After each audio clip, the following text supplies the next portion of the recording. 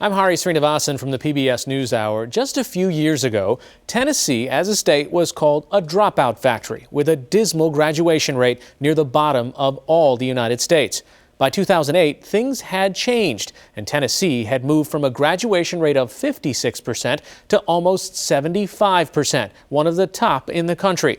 Some say the turnaround is the result of educators, business leaders, and lawmakers working together to reform Tennessee schools. And no one seems to have a sure answer for why last year in 2011, after a nearly decade-long steady climb, Tennessee's graduation rate dropped again.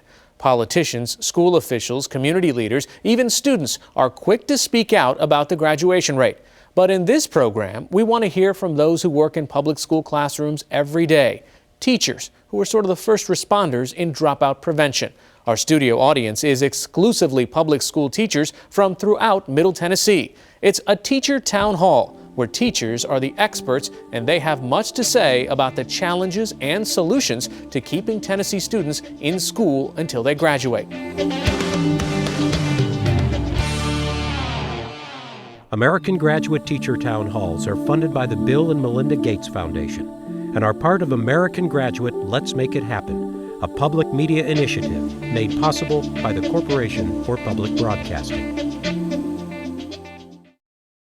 So let's get right into it. We had that poll that Ty just had done with you. So let's see if we can put the results on there. The question was, do you have any students at risk of dropping out of your school? So of those folks that responded, 87% said yes, and 7% said no, and 6% were not sure. So of the 100 teachers that we have participating in this conversation, we know that this is not a manufactured problem. This is not a media looking at specific cities and saying that this is a problem. You all know that there's a problem. You know that this is happening in your schools. So let's start by, what are some of the reasons that students are dropping out? I'm Whitney Bradley from Whites Creek High School. I teach 10th, 12th, and AP Lit. And I honestly think the reason why students drop out from high school is because they don't have someone that inspires them.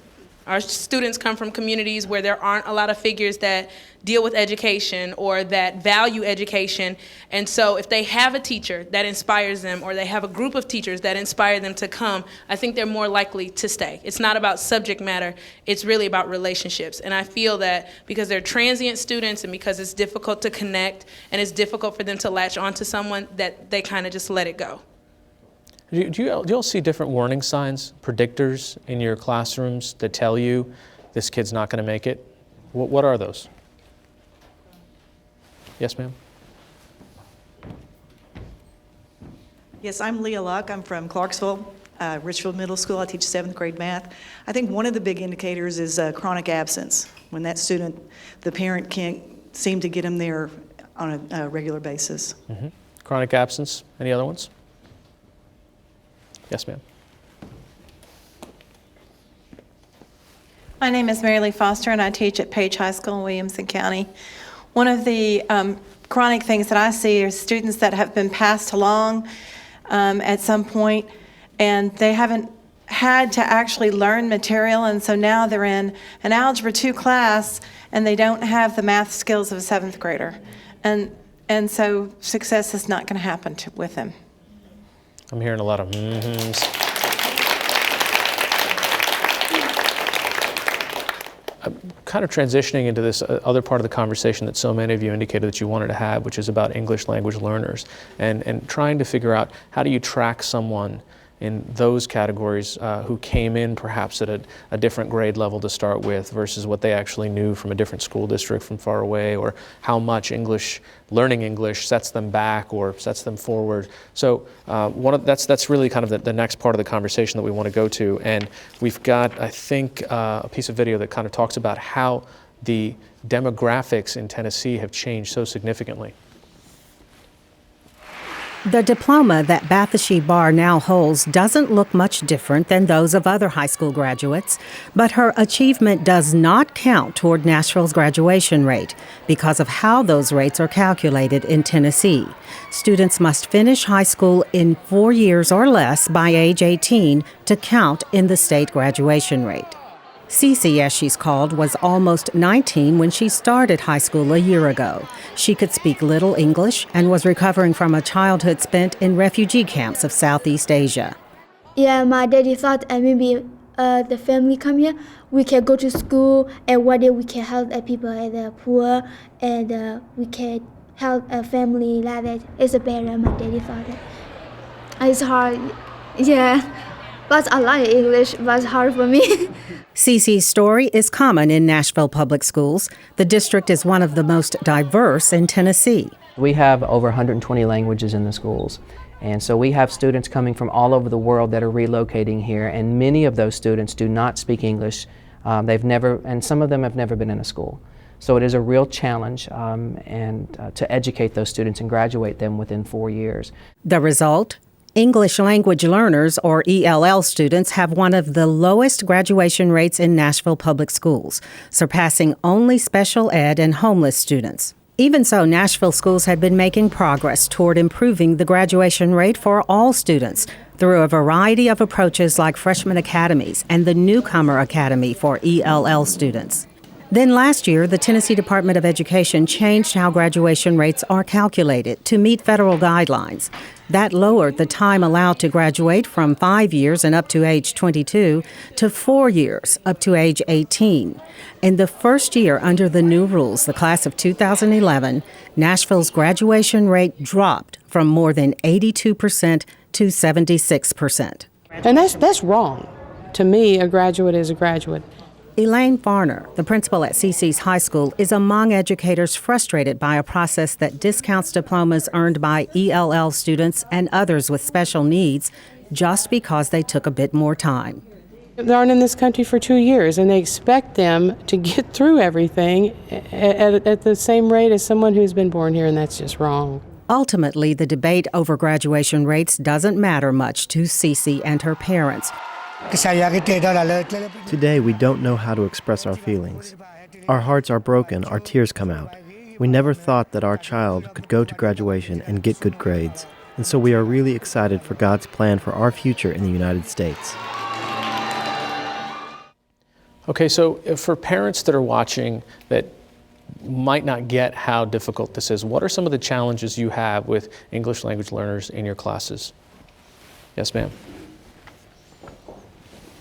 My name is Sandy Hitt. I teach kindergarten in one of our most urban schools.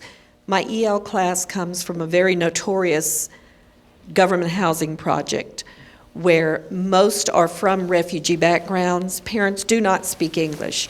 Therefore, when my children walk into my classroom, not only are they not yet socially ready to just jump into our culture, but they're from 2,000 to 5,000 words behind just in simple vocabulary in order to be successful. Unless my parents of my children have as equitable a support as those in other schools and other school districts, my children don't have much of a chance. I teach at Smyrna High School, and Karen refugees from Burma and Thailand make up for about 70% of our population. ESL population, sorry, not whole school. So that's, I think right now we have 49 Karen students, and the majority of them leave the refugee camp and come straight in as 9th graders. Wow. So for example, we got a new student named Pamani from Mela refugee camp 3 weeks ago. And he starts as a 9th grader even though he came in January. And so what does that do to a classroom?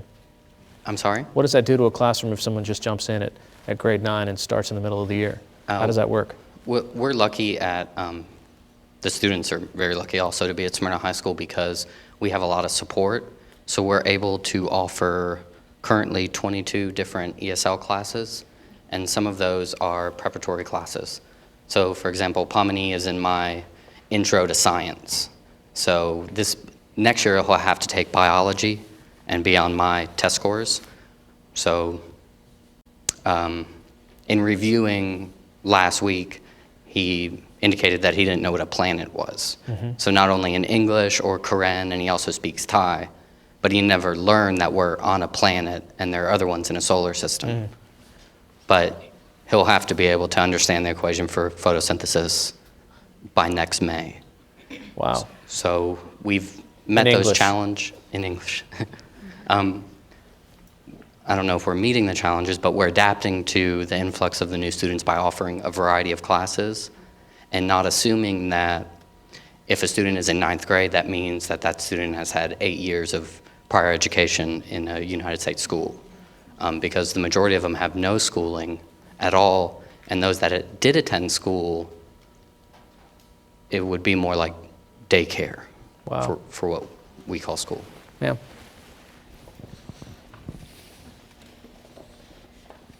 My name is Allison Brazil. I am a Spanish teacher at Glencliff High School, and we have over 40% Latino population at our school.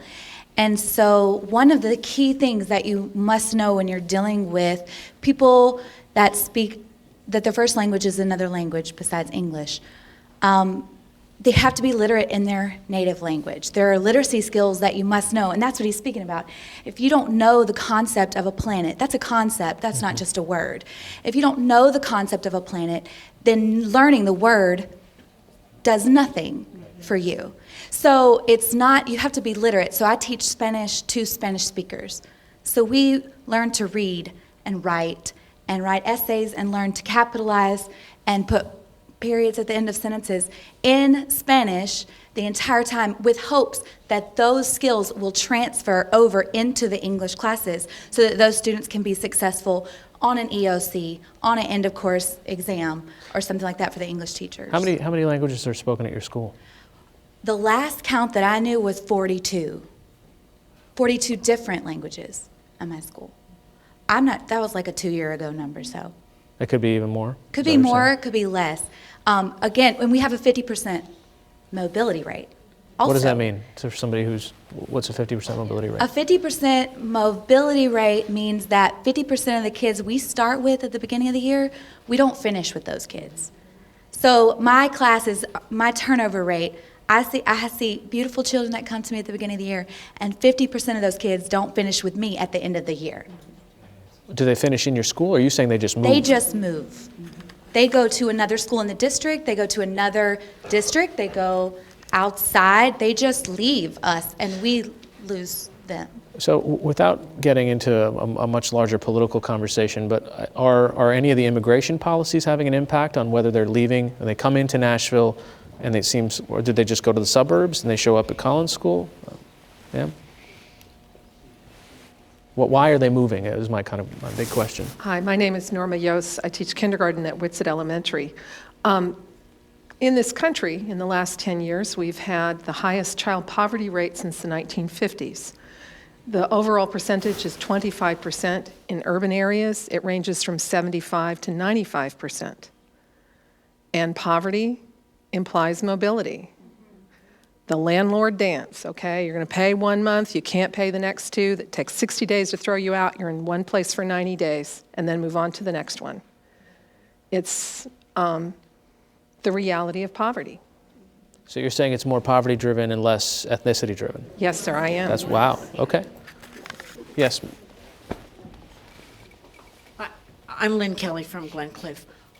What we see sometimes, especially with the junior and senior girls, is because the DREAM Act hasn't passed, I can't get a job, I can't go to college, I can't borrow any money, I can't do anything. So, I might as well get pregnant and quit, because that's all there is for me, is to be a mother.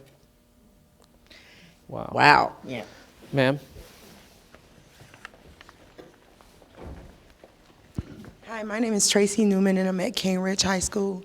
And I was going to say, when you were talking about indicators for dropout, that ELL has a lot to do with it.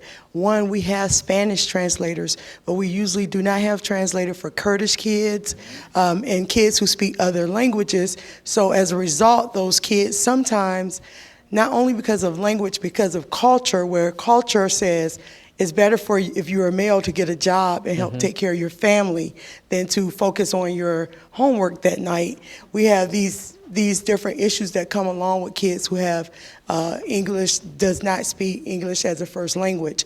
And some of them have been born and raised in the U.S., but their parents still don't speak English. So when I call home to say that he's not doing anything, the parents don't understand what I'm saying, and I don't have anyone to translate this to me, so they don't have that connection, they don't have that hope. As long as they're taking care of their family, then that's all that's important. I mean, I might be missing something here, but I don't get it. If you don't understand Kurdish and there's no one else that speaks Kurdish, how are you getting through to these kids at all? I mean, what are they doing in your classrooms? Hi, I'm Leanne Bauer. I teach at Paragon Mills Elementary School, and I'm a first grade EL integrated teacher.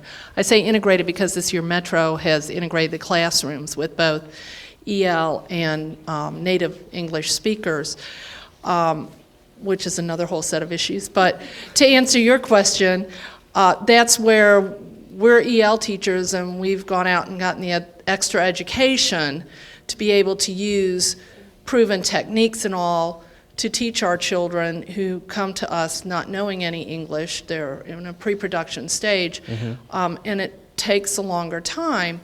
Where, for instance, we haven't talked about testing and all, but for instance, an EL child is given time and a half on the TCAP test in the 3rd and 4th grade level. And frankly— Spell TCAP out. I'm sorry. Tennessee Comprehensive Assessment Program. Okay. Thank Well, you. I'm this first is an grade, audience so that I will don't help do you. TCAP testing. But my point is, if they're given time and a half on that testing, it takes that long in the classroom, additional time to teach these children who are learning English for the first time, or even as the lady just addressed, many of my children are born here. Their parents are the ones that are not speaking English, and they're kind of caught in limbo because by the time they get to me, they've had 1 year in kindergarten. Their English comes from TV, radio, and it's not the English that we want them to learn to be able to succeed in school. But to answer your question, there are techniques and all that we need to teach, and I'm just going to jump into the integrated classroom. Because we've gone to integrated classrooms, we have a lot of former general education teachers who haven't been taught these techniques, but they've been allowed to just pass a test or take a few limited college classes, and now they're considered EL teachers. And it'll be interesting to see what the data shows about those students in the next few years. So just to back up a step, when you say integrated classroom, what was the state before? What is the state now? This is my 5th year to teach. I'm a 2nd career teacher, and so 5 years ago, when I became an EL teacher, I only had EL children. Okay. And it was considered a sheltered classroom where my whole day was spent teaching children how to speak English. Got it. Now I have half or more of a classroom that are children learning English, and half of a classroom with children who were born and raised, they're called native English speakers. They don't need EL services. Sure. And next year I will also have exceptional ed children who have special needs or learning disabilities or other issues. Okay. So it's just going to make for an interesting mix. So when you say sheltered, they are sort of segregated as one population? Yes. Got it. Yes, ma'am. Hi, my name's Jennifer Cox. I teach up in Sumner County, which is north of Davidson County, and I'm an EL teacher, K-5. We have a smaller EL population there, so we do a pull-out program, and I work with my students for an hour a day. And my job, as I see it, is to teach them how to read, because if I can't get these little guys to be reading well by 3rd grade, I see them in 5th grade, they're almost ready to go, and then they hit middle school, and you know what happens in middle school. It's just a very, very different, unsheltered environment. So how different are the challenges in an urban school versus a rural school? We've got a mix of teachers here, and your side of the room is lagging on comments, so step it up. I don't think it matters if you're from rural or metro. Kids are kids. They're all the same. I'm from Bedford County, and we have like a 12% population of Hispanics because of an industry we have there. These children come straight from Mexico. They've had no schooling, or they have come in at an early age, and they're just grappling with the language. We have one interpreter who works. For how many kids? Well, let's see. There's about 8,000 kids in Bedford County. I'm sorry, you have one interpreter that speaks Spanish? Yes. For 8,000 students? Our great influx right now is from Guatemala, and they speak a language, I think it's called Chuy, and so this has just all of a sudden hit us. So we're teaching those children to speak Spanish so that they can learn to speak English. And we're just grappling with this.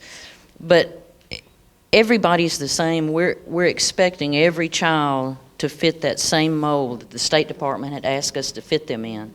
They come into 9th grade and they may be 4 or 5 levels behind in math, and yet we drop them in an algebra with one class, we drop them in the geometry, we drop them in algebra 2, and I can't even go there because everybody in this room knows what I'm talking about. Have you changed how you teach because of how your population of students has changed? We've had to change how we're teaching. And when a child takes chemistry and they can't do algebra, I hate to tell you, but it becomes boiling water chemistry. It's not true chemistry. So we're adapting how we teach these children, and the sad thing is some of our expectations. But the population I truly worry about are intelligent children who What's the are consequence? suffering. Well, I'm sorry, you all start to nod and acknowledge that. Yes, ma'am. My name's Deanna Elwell. I teach visual art at Wilson Central High School, and that brought up what I was thinking about earlier. On one of my blocks, I have 34 students. I have the valedictorian, and then I have an ELL student that's a 9th grader. I have 7 other students with IEPs. I have a CDC kid. IEP is short of the DOD. This is it. Yeah. Look, this is all right. It's a Individualized education plan. And for each of those, I'm supposed to look at, they can do this 60% of the time, this 80% of the time. I have to modify tests for them. But I'm supposed to be able to motivate the valedictorian as well as the person, the 9th grader that can't speak English very well. And I'm supposed to be able to understand children with autism and how they relate in a classroom that it has 34 students in it and 35 chairs. So back to this conversation about graduation and dropout. So you're saying that the valedictorian is actually getting less of your attention and time, and so that we're actually compromising our intelligent students' ability to graduate because of the time you have to spend on ELL students. Got it? Okay, I see a lot more. Ma'am in the red? Not just ELL. Okay. There's a lot of research about what works in education. Well, I'm sorry, who are you and where are you from? I'm Donna Pogue. I'm from John Early Middle School. We know that in education, cooperative learning works. We know that in education, you should be writing notes on their papers to tell them, good job, or you need to study a little more. We know a lot of things that work, TESA, but what we really need for education is a bailout, just like the banks got. We need some support. We need a lot of resources. We know that the research says that you should teach in small groups, but it's almost impossible many times to do that. So we want to do what the research said. We've read it, and we can do it. We have the skills to do it. We just need support.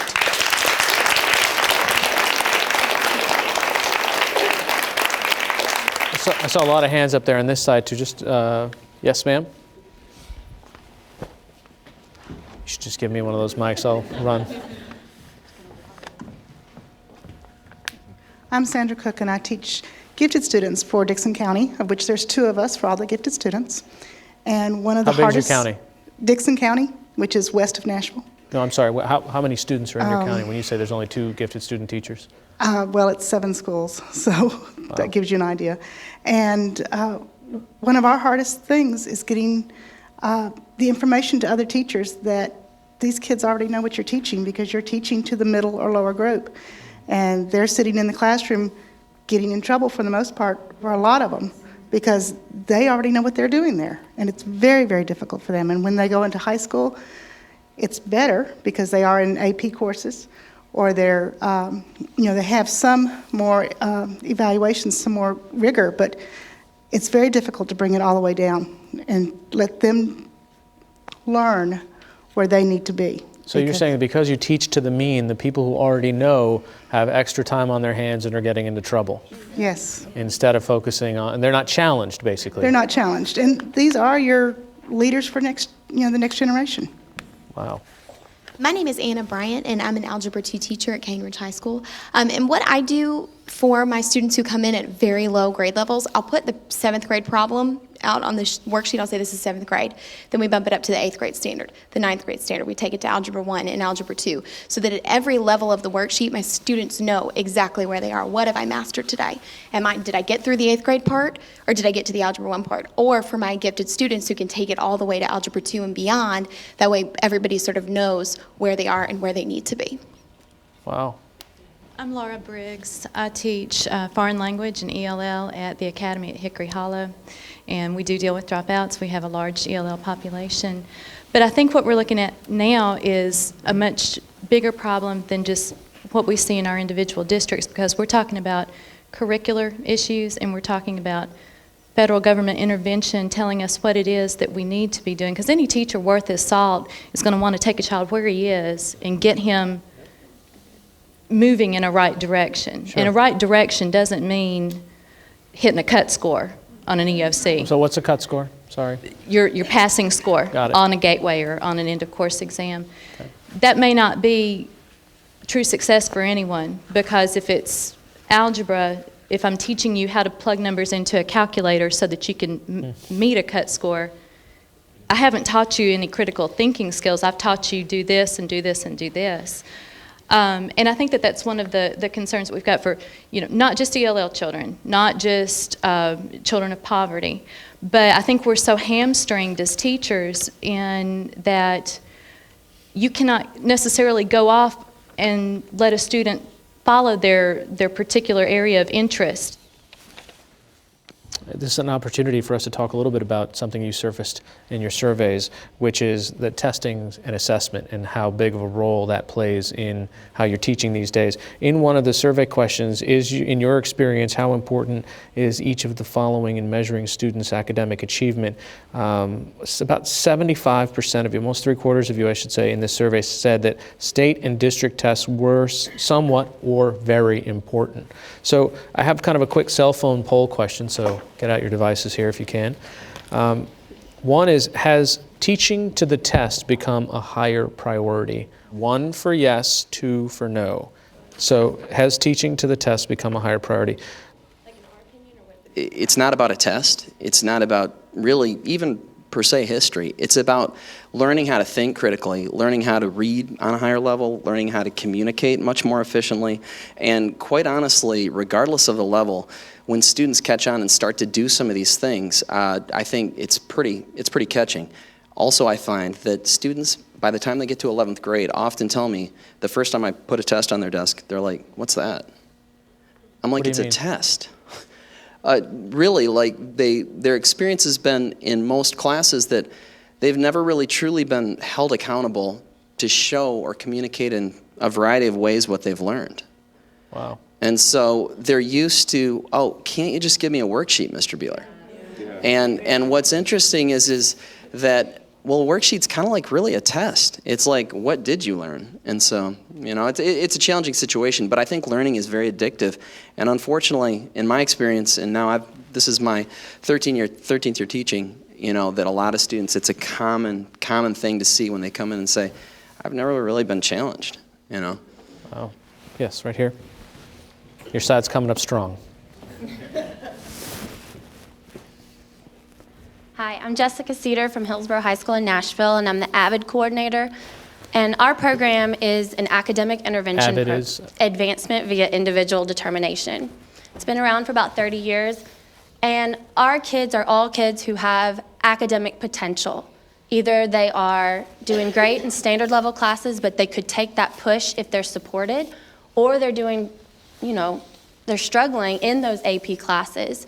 My students just last week pulled me aside and they said, "I'm trying to do this academic support tutorial with our college tutors, but I don't have any questions because my teacher just told me all the answers." And that frustrates me because my students are fully aware that they are being undermined by a lack of rigor in their classes. If the teacher is so concerned with those test scores that they just want to cut to the chase and put, "Here's the problem, here's your steps." Well, in my classroom, when they have a problem in that math or in the AP history, we pull them in and we say, "What do you think you need to do?" And we work on them generating the process. And it works way more efficiently. But my kids that are in danger of dropping out are not your low achievers. They're the kids who don't want to give up the fight, every day. If I ride an hour and a half on a bus just to get to school, that time in an advanced placement class, if it's not advanced, is a waste of my time. Okay, our cell phone results are in, so I have not seen these either. So the question was, has teaching to the test become a higher priority? 93% of you said yes, no 5%, 2% are on the fence. Wow, I don't think that most parents at home really think about that in the same way that you do. So, yes, you, sir, right here in the blue sweater.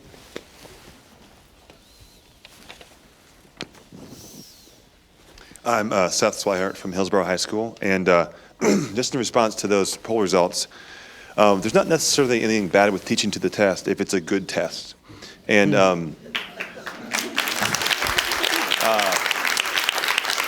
and I think, and I teach history and government, and as my colleague behind me was mentioning, that right now in history, the test is purely a multiple choice test.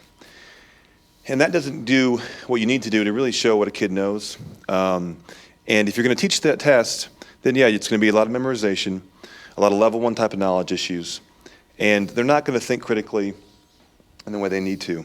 If you're going to assess kids well, they need to write. You need to see the thought process, whether it's math, where you have to show your work, whether it's history, where you have to write out an essay. I think that tests that are good tests, that operate all the principle of backward design, those kind of tests, if we taught to those tests, that would be fine. There would be no problem with that. And so the way that the tests are designed now, right, if you teach to them, you're not doing that. Right. If you teach to them, you're teaching your kids to jump through hoops. Right. You're teaching them. If it's a multiple choice test, you spend time talking about the value of guessing, and if like he said, if you get 21 out of 60 right on the history end of course, I mean, you can almost put C for every answer and almost pass the test. Right. And as a teacher, I don't know if I've actually taught a kid anything if they've guessed on a lot of the questions. And so if we really want to change things as far as testing and assessment, we need to change the way the assessment is done, I think. And it's going to cost a lot more money to do that, sure. But I think that the results would be pretty amazing. Ma'am in the back row. Hi, my name is Michelle Sheriff, and I teach at Gower Elementary School, and I teach 4th grade. The way the new evaluation system is set up, we are the only grade level in our entire building. We have about 60 staff members who have AYP scores, annual yearly progress. AYP. Annual yearly progress. Thank you. Our scores for 4th grade will count toward everyone's evaluation, 35% of your evaluation. So, yes, we are going to teach more test-taking strategies because there's so much more pressure now that our scores, everyone in the building is dependent on our grade levels test scores. Okay, since you guys brought it up, I didn't know that was coming, but we've got a little video to set up the teacher evaluation part of the conversation. Let's just take a look. In this 5th grade classroom, Joe Phillips has a tough assignment. He's observing and rating the teacher as part of Tennessee's new teacher evaluation system. Observing teachers in action is only one step in the new evaluation process. Phillips also must compile pages of notes, send the data by computer to the Tennessee Department of Education, then meet with teachers to review and rate their work. For each teacher, Phillips must repeat the observation and review 4 to 6 times a year, taking about 3 hours of his day several times a week. It's the biggest driving force in education right now, the evaluation system. It's not a joyride for many principals and teachers who are complaining in droves about the amount of extra work required by what they say is a flawed evaluation process rolled out too fast by the state. Dr. Sarah Hayburn is Tennessee's education policy advisor. This evaluation system represents a huge cultural change at the school level in terms of what we're asking our principals to do, what we're asking of teachers. And so, it's understandable that there's angst and that there are folks that, just say this is not what I signed up for. The new evaluation process requires more frequent observations and has 3 parts. But the biggest source of complaints and confusion is scoring based on a scale of 1 to 5.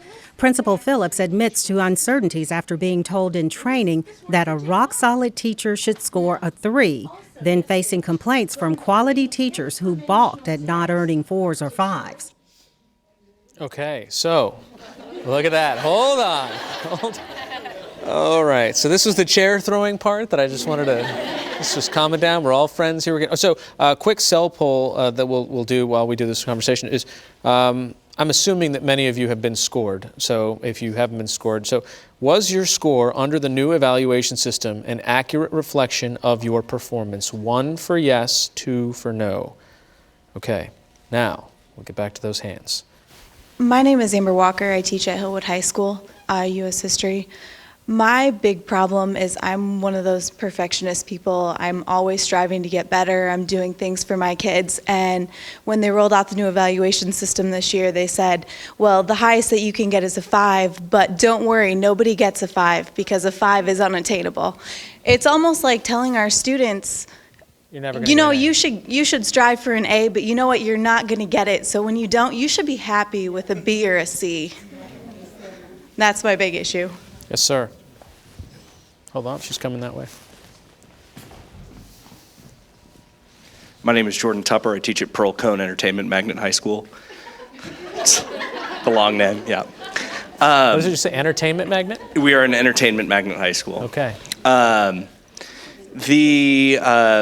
The big thing for me is that, like many of my colleagues at the school, we were all kind of basically given 3. We're all pretty good, rock-solid teachers, as we were told. We were also told that Jesus wouldn't get a 5. We were told that, and then we find out, because everybody knows everybody, we find out that, Murfreesboro City Schools, half of the teachers got 5s. I didn't know Jesus lived in Murfreesboro.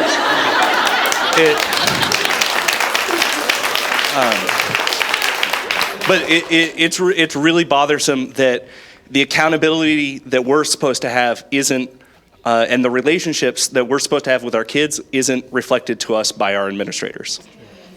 Put this in perspective for some parents. Why does how you are evaluated in a classroom, and how does that impact whether kids stay in school or not? Because this is clearly very important to all of you, and so are all of the students that you have. Yes, ma'am.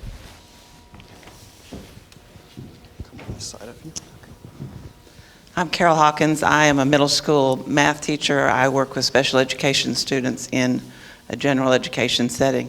I think for people who are not in education, there are a couple of pieces that are missing. Number one, if we're talking about scores being used to evaluate teachers, if you took a poll in this room, you would probably find that 30 to 40% of teachers don't have test scores that are actually attributed to them. I work with students who have special education. They take the test and they have scores, but those scores are not assigned to me.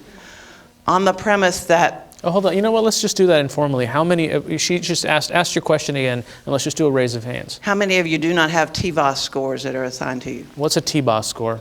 That's my question. Tennessee Value Added Assessment System. Right. Okay, so those are those scores that are tracking the effectiveness of that teacher.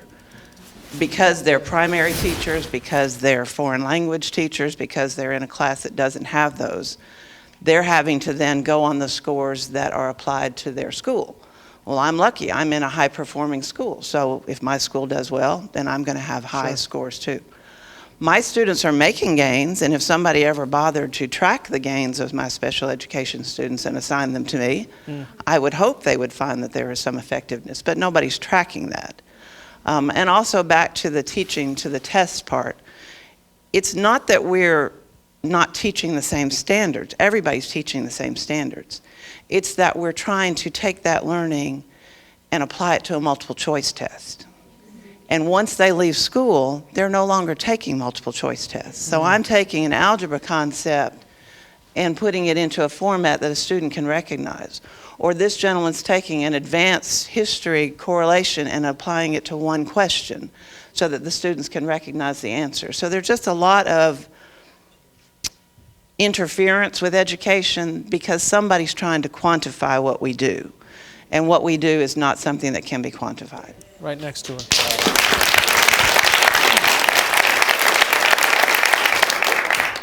I'm Jim Gifford. I teach English at Oakland High School, and I do teach a high-stakes test or two.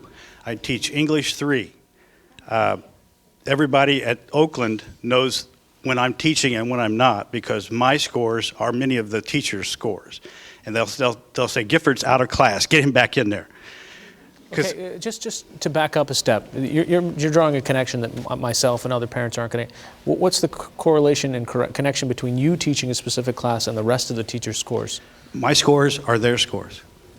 The school scores, if you do not teach a high-stakes test, you don't have an AYP, an annual yearly progress score, then you have to say which department you want to have count toward your evaluation, believe it or not.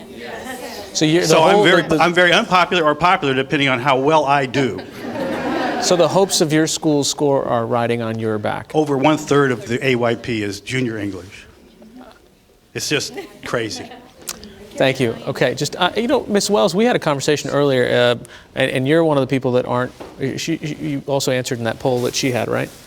In that correlation. I mean, you're teaching, if I can remember correct, pre-K? Yes, I'm Joni Wells, and I teach pre-K. Pre-K currently in Metro Nashville does not have a curriculum that is approved by the state of Tennessee. So I have the freedom to teach what I want to teach. I'm also fortunate that I've been in my school for 6 years, and I have good relationships with my colleagues where I can go in and say, what do you need me to do? My standards say that I only have to teach, my students leave pre-K, all they have to know is 10 letters.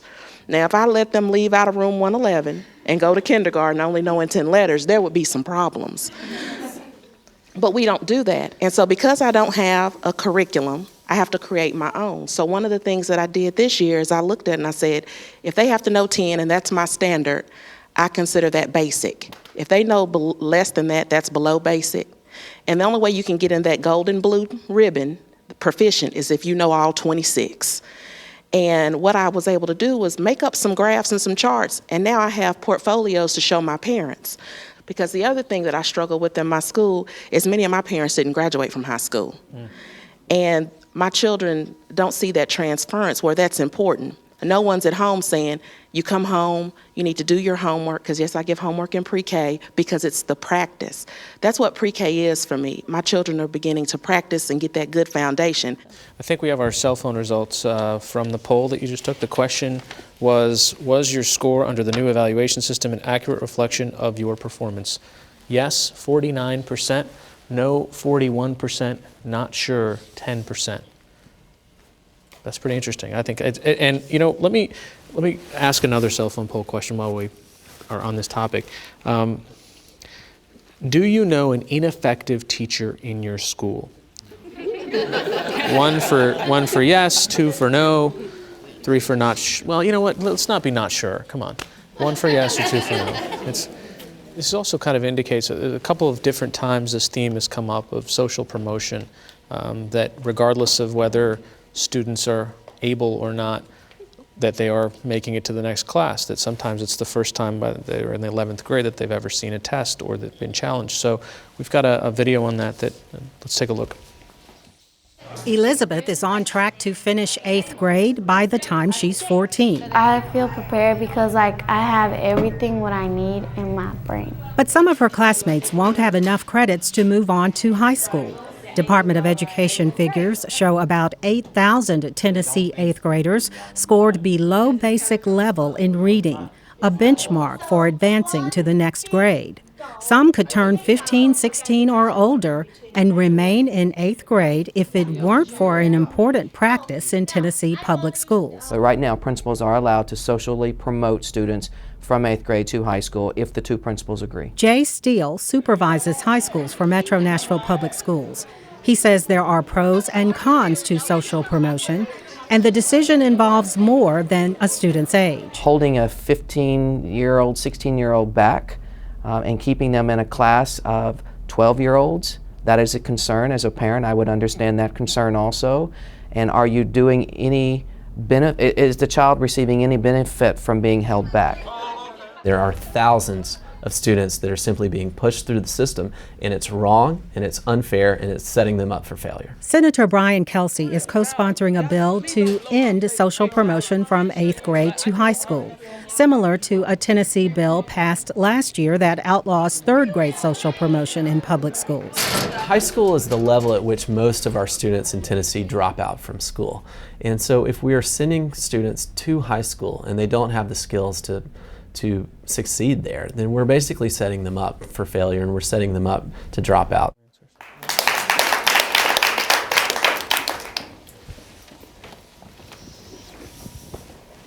My question to the senator and other politicians, I'm Greta Williams Hopper, Apollo Middle School, Reading and Language Arts, would be if you want to keep the children where they are, which is a core value that I agree with, by the way, what money are you going to invest in remediation and services to help those children get where they need to be?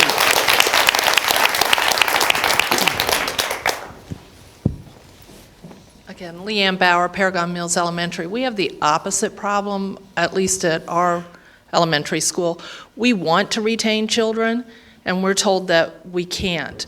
Last year, our kindergartners, there were approximately 30 that the teachers wanted to retain, and they were told that was too many, and so they had to select which ones to retain, and now they're with us in 1st grade, and we have 30 plus children that we're concerned about, and the chances are we're going to have to go ahead and promote many of those on to 2nd grade because we're told that's too many children to hold back.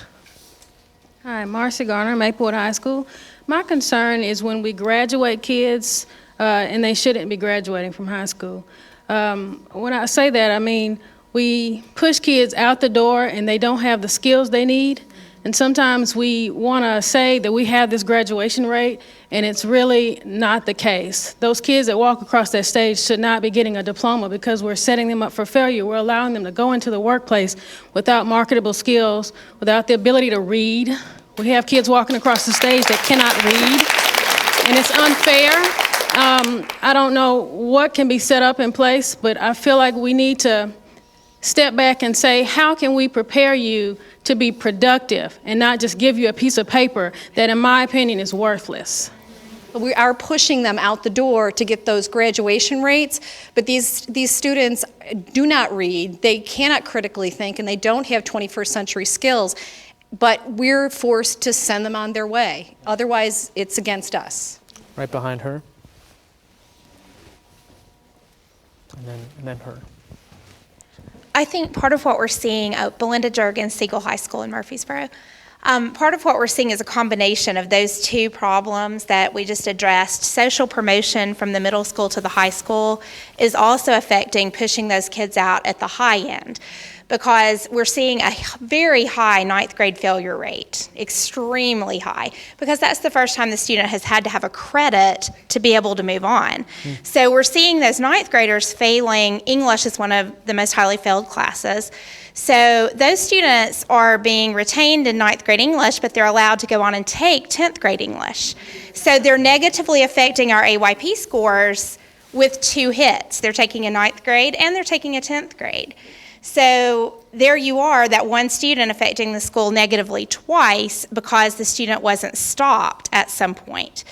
So and then those students also negatively affect the other kids in the class with them, because if you've socially promoted this child from 8th grade, he failed 9th grade, so you have a 16, 17-year-old possibly in a 9th grade English class with 14-year-old students. And then all of a sudden they think he's really cool because, you know, here's this kid who can drive in my 9th grade English class. And they look up to him as a role model. So if he's being disrespectful to the teacher, if he's not doing his homework, if he doesn't care if he does the practice test well and he makes Christmas trees on his practice test, the other kids decide, oh, wow, that's cool, I'll do that too. And so then you have the behavior problems that are escalated. One of the things that we did this year that I think is a very positive change is that we've taken those who have failed more than once and we've pulled them out. And we have a very strong male teacher, very patient, but he's a positive role model for them. He's also a football coach. He's teaching these kids in a very small group. and they're learning and they're being successful, but they're also not negatively influencing other kids who might not follow that example if they don't have it in the classroom. So they're in a cluster of their own. Right. Okay, I think we've got the results from the last poll that you did. The question was, do you know an ineffective teacher in your school? Yes, I do, 80%. No, I do not, 20%. The 20% of you, I think, perhaps are in the luckiest bunch, if this poll is any indication. So I think we kind of want to try to figure out if we can shift the conversation to what is working and what. So, you know, this sort of a solutions portion of the conversation. I've heard a couple of interesting ideas, one from this teacher and that teacher as well. But if there was what is working in your school to keep kids in there, effective, engaged, as well as graduating in a positive way, not just going across the stage when they don't know how to read. And I see a lot of hands up. Let's start with you, sir. Adam Taylor from Overton High School, along with these three lovely ladies here. The important thing that you asked there is engagement. The answer in student education is engagement. A lot of these things we can't change, unfortunately. But if you can engage your students in interesting lessons, that will make the difference. Just because a kid sleeps through my boring class doesn't mean they're going to be a menace to society. It means we're not engaging them. We need to engage the students. And I don't know, technology is one way, but it's not the only way. Okay. And so that's my thought. Right here. Hi, my name is Stephanie Hathcox. I'm at J.E. Moss Elementary in Antioch. We have coaches. Our coaches are an excellent resource. If anybody has coaches, please use them. We have an EL coach, we have 3 literacy coaches, and we have a math coach. And when you don't know... You mean for the teachers or for the students? Made for the teachers. Okay. And they help the students. Because if there's something, for instance, it's my first year in 4th grade. I've never taught division, but my math coach is there with me 100%. And she's given me the aid, she's given me stuff for the higher level students, she's given me stuff for the lower level students for the differentiation. And without her help and the help of the backing of our administration, it would be a very difficult thing. I wouldn't know how to get them engaged. So if you have coaches, is definitely a good way to do the differentiation. Yes, ma'am.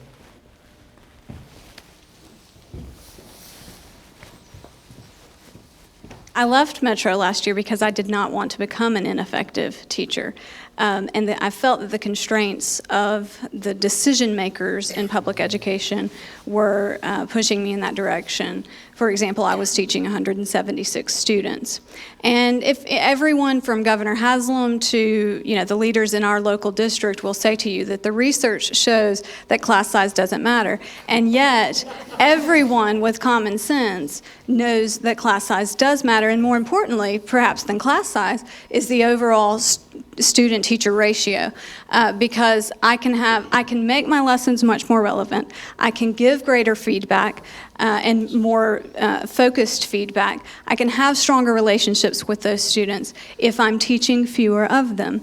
And so I think that one of the things that would really work is for public schools to realize that their greatest asset is in this room, these teachers, and if they poured more money into supporting them in the ways that mattered, for example, hiring more teachers and lowering class sizes, that we could have a much greater impact on these students. My private school class, my largest class in private school is 18. Most of them are 14 to 15. And as I said, when I left public school, they were all at 35. There's just a huge difference. Amber Walker from Hillwood High School. Kaylee Willingham and I sitting next to me.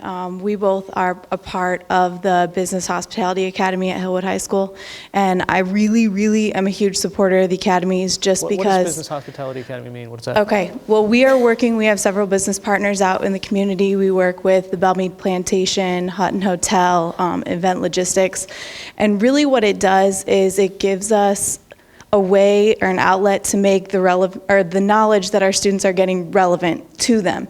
Do you want to be an accountant? Do you want to go into some sort of hospitality? We've got a restaurant inside our school where our students can go and they cook lunch for us twice a week for our Culinary 3 kids. I think along with making the knowledge relevant to them, that's what really carries a lot of our kids through. That and the support and intervention that a small learning community gives you with having that common planning. And I'm really having a hard time with so-and-so because they're doing this in my class. And then one teacher speaks up and they're like, hey, I have a really good relationship with that student. Let me talk to them. I'll see if I can get it done for you. And it's just been really, really great. I've heard that I think Cane Ridge has a credit union that works in there, and Whites Creek has Antioch does. And then there was one that had an EMT program that you could get certified for. That's fast. Whites Creek. Yes, go ahead. I'm Sarah Hoyle. I teach at Whites Creek High School in the Freshman Academy. And I wanted to say about the academies that I think they're a wonderful idea. We have two main academies, community health and public service. But I also have a lot of students who have no interest in careers in those pathways. But they are really excited about Pearl Cohn's Academy, entertainment industry, things like that. But even with open enrollment, they can't get there. There is no open transportation for our students to go to these other academies. So until that's fixed, I don't see how it will work for every student. This conversation clearly could last for a few days, a few months, a few years. But I really, I hope that you got something out of this. I learned a tremendous amount of acronyms that I will probably forget tonight. Anyway, thank you all for joining us. We heard a lot of different types of solutions. We heard a lot of different areas of focus that Tennessee schools and other school districts can focus on. One of them was academics. Rigor, relevance, and relationships are important. Reading is fundamental to success. And parent interventions and teacher meetings, a lot more of those need to happen. Another section that we heard you all talk about was social promotion, that there's more money needed for remediation to get the kids where they need to be, that take kids who have been socially promoted and who are older out of traditional classes so that they don't negatively affect other students that are already there. And then finally, we had a long conversation about ELL, that we need more ELL teachers, that students have to be literate in their own languages before they can understand English concepts. Those are kind of some new ideas that possibly the parents, possibly administrators, other people that are out there in the audience will benefit from, along with this entire conversation. So thank you again.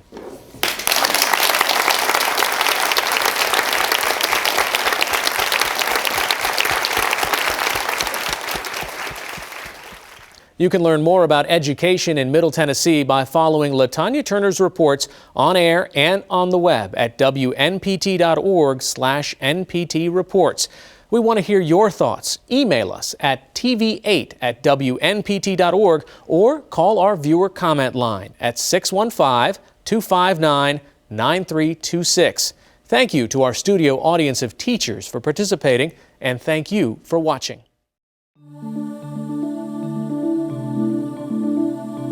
American Graduate Teacher Town Halls are funded by the Bill and Melinda Gates Foundation and are part of American Graduate Let's Make It Happen, a public media initiative made possible by the Corporation for Public Broadcasting.